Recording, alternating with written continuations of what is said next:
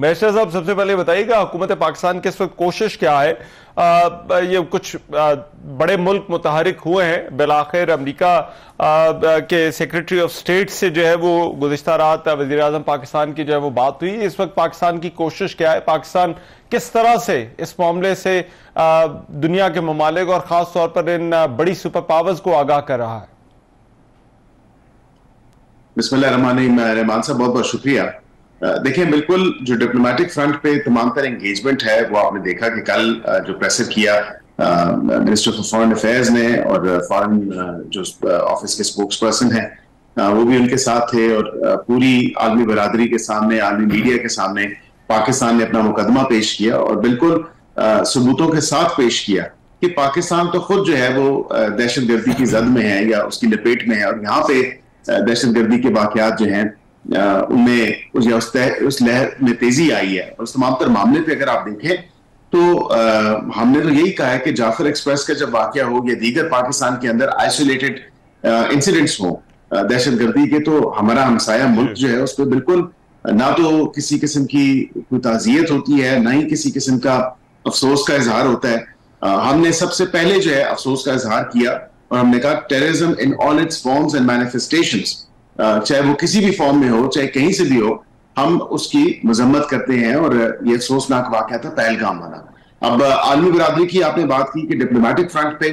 तो वजीर खारजा ने तमाम तर दोस्त ममालिक के साथ और उसके अलावा जो इंटरनेशनल कम्युनिटी एट लार्ज है उनके साथ जो है वो उनकी जो फॉरेन मिनिस्टर्स के साथ उनके मुतलका दफ्तर खारजा के लोग हैं या वज़राए खारजा हैं उनके साथ एंगेजमेंट कांस्टेंट रही है। स्पेन से लेके बरतानिया से लेके इवन के अब अमेरिका तक। अमेरिका कल एक बड़ा जो है मैं समझता हूँ कि अच्छी बात है कि अमेरिका ने इंटरवीन किया इस तमाम तर मामले पे और दोनों साइडों को रिस्ट्रेंट का कहा, और पाकिस्तान को तो ये भी कहा जो पाकिस्तान का मौकफ रहा है। और मैं समझता हूँ पाकिस्तान के मौकफ की तो वो तायीद है और खुलेआम तायीद है कि पाकिस्तान जो है इंडिया के साथ कोऑपरेट करे इस तमाम तर मामले के ऊपर जो इन्वेस्टिगेशन का है, या पाकिस्तान के पास अगर कुछ शवाहिद है तो पाकिस्तान ने तो पहले ही कहा है कि पाकिस्तान का इससे कोई लेना देना नहीं है। पाकिस्तान को आप इल्जाम ठहरा रहे हैं या पाकिस्तान पे आप इल्जाम लगा रहे हैं, बीबीसी से लेके, न्यूयॉर्क टाइम्स से लेके, इकोनॉमिस्ट से लेके तमाम तर जो बैनुल अक़वामी जरीदे हैं और बैनुल अक़वामी ममालिक या उधर के जो वज़रा हैं या उधर के जो थिंक टैंक्स भी हैं वो भी एक ही बात कर रहे हैं। रहमान साहब वो कह रहे हैं भारत ने पाकिस्तान पे इल्जाम 5 या 10 मिनट के अंदर लगा तो दिया लेकिन उसको सब्सटैंशिएट नहीं कर सका। और यही पाकिस्तान का मुकदमा है कि अगर आपके पास कोई शवाहिद मौजूद हैं, कोई सबूत मौजूद है, आज 9वां रोज है लेकिन भारत कोई भी किसी एक भी किस्म के सबूत को पेश करने से कासिर है। वो कि हमने जो हमारे मुल्क के अंदर जिस तरह एक स्टेट स्पॉन्सर्ड टेररिज्म को सपोर्ट किया जाता है और जिस तरह उसको फैलाया जाता है वो हमने तो सबूत रखे और पूरी दुनिया के सामने रखे वो तमाम तर सबूत, जो कॉल्स थी, जो इंटरसेप्ट हुई, जो दीगर ट्रांसफर हुए, कैश के ट्रांसफर्स थे, पैसों की जो लेन देन हुआ या ड्रोन के जरिए जो आईडीज भेजी जाती है, वो तमाम तर मामला आपके सामने है। अब जो मार्को रूबियो से कॉन्वर्सेशन हुई है वजीर आजम पाकिस्तान मीर मोहम्मद शहबाज शरीफ साहब की, उसमें तो क्लैरिटी है। उन्होंने भारत से भी बात की है, उन्होंने हमारे से भी बात की है और हमने तो खुद कहा कि इस खत्ते की सिक्योरिटी और स्टेबिलिटी के हवाले से आप इसको इसकी पेश नजर आप जरूर जो है वो अमेरिका को अपना किरदार अदा करना चाहिए और दीगर दोस्त ममालिक को भी अपना किरदार अदा करना चाहिए। चाइना ने, तुर्की ने, अजरबैजान ने, सब ने पाकिस्तान की हिमायत की है, पाकिस्तान का साथ दिया है और पाकिस्तान की केस की जो सपोर्ट है उसकी सपोर्ट में वो आए हैं। इसी तरह मार्को रूबियो को अगर आप देखें तो मार्को रूबियो ने भी यही बात की जो पाकिस्तान कह रहा है, लेकिन भारत ने उसका कोई जवाब नहीं दिया कि एक गैर जानिबदार एक इंडिपेंडेंट इंक्वायरी या इन्वेस्टिगेशन इस तमाम तर वाक़ई की होनी चाहिए। वो बिल्कुल भी नहीं, भारत ने उसको किसी किस्म का रद्द अमल दिया। ठीक है, लेकिन बैरिस्टर साहब इसमें एक मामला जो इस सारी बहस में और इस वक्त बिल्डअप है उसमें वो इंडस वाटर ट्रीटी का है। आपके पास क्योंकि पोर्टफोलियो भी है,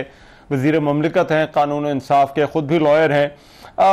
इस सारी बहस में आप उस मामले को किस तरफ जाता हुआ देख रहे हैं और पाकिस्तान के इस वक्त क्या कोशिश है कि जो इतनी बड़ी वायलेशन इंडस वाटर ट्रीटी की भारत की तरफ से सस्पेंड कर दिया है, कर नहीं सकते। इस पर पाकिस्तान के पास आगे ऑप्शंस क्या हैं? पाकिस्तान इस मामले को किस तरह से देख रहा है?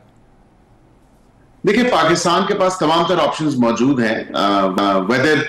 वो मिलिट्री फ्रंट पे है, जिस तरह हमारी एक वाजे जो पोजीशन है वो सामने है कि अगर किसी किस्म का एडवेंचरिज्म किया गया तो उसका मुंह तोड़ जवाब दिया जाएगा, या किसी किस्म की मुहिम जो की गई तो उसका बाकायदा से उसी लेवल पे या उससे बढ़ के जवाब दिया जाएगा। डिप्लोमेटिक फ्रंट पे आप देखें तो पाकिस्तान ने यूएन सिक्योरिटी काउंसिल के जो स्टेटमेंट है उसमें बिल्कुल मकबूजा कश्मीर का या भारतीय मकबूजा कश्मीर के हवाले से जो लफ्ज वहां पे थे वो बिल्कुल अयां है और रोशन है कि भारत की जो जारियत है वो पूरी दुनिया के सामने होनी चाहिए। जो उसने हैयत तब्दील की है मकबूजा कश्मीर की, जो डिस्प्यूटेड तमाम तर मामला है, और यूएन सिक्योरिटी काउंसिल की रेजोल्यूशंस भी अगर आप देखें तो उन पर भी अमल दरामद नहीं हुआ। अब यहाँ पे लीगल ऑप्शंस की आपने बात की तो बिल्कुल पाकिस्तान के पास तमाम तर वो लीगल ऑप्शंस मौजूद हैं जो पाकिस्तान बरूए कार ला सकता है, चाहे वो permanent court of international arbitration हो, वर्ल्ड बैंक हो, यूएन की जो सिक्योरिटी काउंसिल है वहां पे तमाम तरह इस मामले को लेके जाना हो, या इवन के जो एलिजेड वायलेशन है, जिस तरह सस्पेंशन की है ट्रीटी की, ट्रीटी के अंदर जो है सस्पेंशन की कोई शिक मौजूद नहीं है। यूनिलैटरली जिस तरह उन्होंने होल्डिंग एंड अबेंस किया है इस तमाम तर मामले को, जिसपे मैं समझता हूँ इन रियलिटी तो उस पर कोई फर्क नहीं आ रहा, क्योंकि ना तो इंडिया के पास डैम्स मौजूद हैं ना रिजर्वायर्स मौजूद हैं, तो इस हवाले से भी हम देख रहे हैं। लेकिन अभी हतमी चीज जो है वो किसी मामले पे हतमी शक्ल नहीं हुई। अच्छा। और ये तमाम तर जो इस्तकाक है ये वजीर आजम काबीना के सामने लेके आएंगे और काबीना के अप्रूवल से ही होगा, जो भी हमारे ऑप्शन जिस तरह मैंने अभी जिक्र किया। अच्छा। तो ये तमाम तर मामला इसी तरह है कि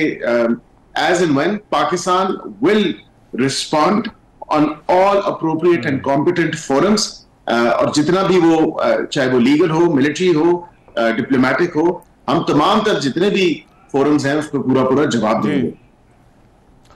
अच्छा, राइट। एक और मामला जो कि इंटरनल हमारी सियासत से जुड़ा हुआ है, 2 रोज पहले पीटीआई ने तजवीज दी थी, उन्होंने कहा था ऑल पार्टीज कॉन्फ्रेंसेस पे बुलाया जाए। हुकूमत की एंगेजमेंट इस वक्त जो बाकी सियासी जमातें हैं उनसे इस मामले पर कैसी है, और खास तौर पर ऑपोजिशन के हवाले से मैं जानना चाहता हूं कि उनको इस सारे मामले पर किस तरह से एंगेज किया जा रहा है और वहां हुकूमत की उस फ्रंट पर क्या कोशिश है।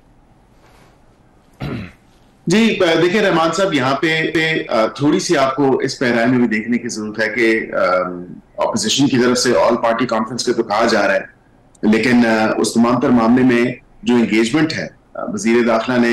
एंगेजमेंट की जमात इस्लामी के लीडर से, इसी तरह उन्होंने एंगेजमेंट की JUIF के लीडर से, दीगर जो जमातें पार्लियामेंट के अंदर मौजूद हैं वो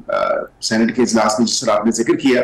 उनको बखूबी पता है। उन्होंने वो रेजोल्यूशन या करारदाद जो है मुतफिका तौर पे सेनेट ने मंजूर की, और क्योंकि सेनेट के अंदर जो है ये तमाम तर सूबों की नुमाइंदगी होती है, हाउस ऑफ फेडरेशन है, वहां से आवाज आना मैं समझता हूँ कि बड़ी अहमियत की हामिल है इस तमाम तर पहराए में। लेकिन जहां पे ऑल पार्टी कॉन्फ्रेंस का कहा जा रहा है, या नेशनल सिक्योरिटी के ऊपर तमाम जमातों को मदऊ करने का कहा जा रहा है, तो मैं समझता हूँ अच्छी बात है, इन गुड फेथ बिल्कुल ऑल पार्टी कॉन्फ्रेंस होनी चाहिए,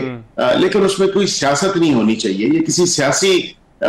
लेंस से उसको नहीं देखना चाहिए, किसी सियासी मकासद के लिए उसको नहीं बनाना चाहिए। वो प्योरली एक नेशनल सिक्योरिटी पहराए में होनी चाहिए और नेशनल सिक्योरिटी के मामला के ऊपर होनी चाहिए। जिस तरह नेशनल सिक्योरिटी कमेटी बुलाई गई थी, इन कैमरा प्रोसीडिंग्स हुई थी उसकी पार्लियामेंट के अंदर, और वो इन कैमरा था तमाम तर मामला, लेकिन हामी भरने के बावजूद एक सियासी जमात जो है वो 11th आवर पे उसने गुरेज किया और वो फिर नहीं आए, और फिर उनको थपकी भी मिली, शाबाश भी मिली। तो यहाँ पे ये नहीं होना चाहिए। मैं नहीं समझता कि किसी के आने या ना आने से कोई ऐसा मसला हो सकता है या कोई इसकी अहमियत है जी। अपनी तमाम तर अगर अपने दौरे हुकूमत की पीटीआई की अगर बात करें, मैं सियासी हवाले से इस पर बात नहीं करना चाहता था, लेकिन अगर पीटीआई का तर्ज सियासत अगर आप देखें विज़-अ-वी नेशनल सिक्योरिटी या कौमी सलामती के हवाले से, तो फिर नेशनल पुलवामा के बाद जो नेशनल सिक्योरिटी कमेटी की मीटिंग बुलाई, फिर उसमें खुद ना आना, और फिर ये देखे ना 2 घंटे हम इंतजार वहां पे उस वक्त करते रहे। तो बात ये नहीं है, बात ये कि जब कौमी सलामती की बात आए तो तमाम तर अपनी सियासी जो हिकमत अमली है, सियासी मदाखलत है, सियासी बयानियां है या सियासी फायदा है, उससे कतई नजर उसको तर्क करके आपको कौमी सलामती के लिए, कौम के लिए, वतन के लिए आपको बैठना होगा और अनकंडीशनल बैठना होगा। तो मैं समझता हूं कि ऑल पार्टी कॉन्फ्रेंस बिल्कुल खारिज इम्कान नहीं है, बुलाई जा सकती है और ये वजीर आजम का इस्तेकाक है और मैं उम्मीद करता हूं कि वो बिल्कुल ऑल पार्टी कॉन्फ्रेंस बुलाएंगे भी।